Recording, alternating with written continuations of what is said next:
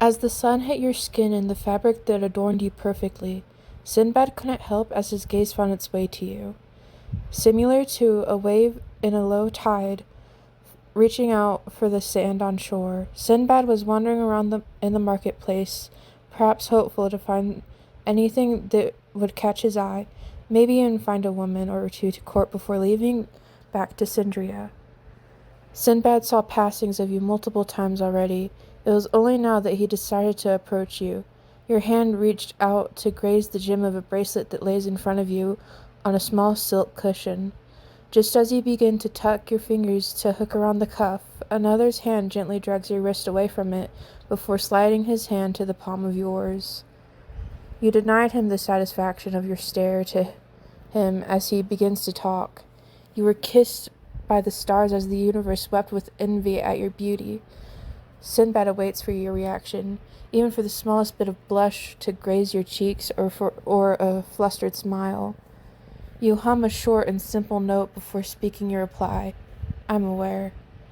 Snatching your hand back from out of his grasp, you bring it back to the bracelet you wanted to, at the very least, hold before making your final decision to buy it. Looping your fingers around the cuff of the bracelet once more with delicacy, you pinch it between your middle forefinger and thumb. You smile graciously at the weight it held. On the other hand, Sinbad was stung in the chest by your lack of genuine attention to him. To try again, he cupped his hand under yours that held the bracelet. It's truly magnificent. Its charm would complement yours well. His eyes screamed out desperation while his smirk cried out confidence. The wind gave a pleasant blow as you ignored him. To Sinbad, that blow of wind felt like a mockery to his whole entire being just then. You know you're attractive. You don't need or want a man to confirm it for you. The man in question, being the most renowned womanizer, wasn't helping either. Sinbad couldn't help but stand there, frozen, confused. His ego is now a bit bruised. He was confident in himself. Sinbad had gotten close to all that he has wanted in life. Why can't he get it now? Why couldn't he get you? This confirms it's true then. Something is more tempting to have when you can't have it. You don't want him, meaning he can't have you, regrettably. Sinbad can be very stubborn at times. Taking a shortly-lived glance towards Sinbad, you begin to walk away, bracelet in hand, as you had already given the vendor the due amount. Just as Sinbad finally comes back from the world of his thoughts, he catches a slither of your silhouette fading and blending more into the crowd of people that drown the place from silence with everyday conversations, rip-offs, and prices. It's endless, really, how Sinbad always seems to find you in a crowd, or even by yourself, decently tucked away. He doesn't even know your name. You would never deny it, but he knows how to use his words. It's too bad, though, how he never really means them.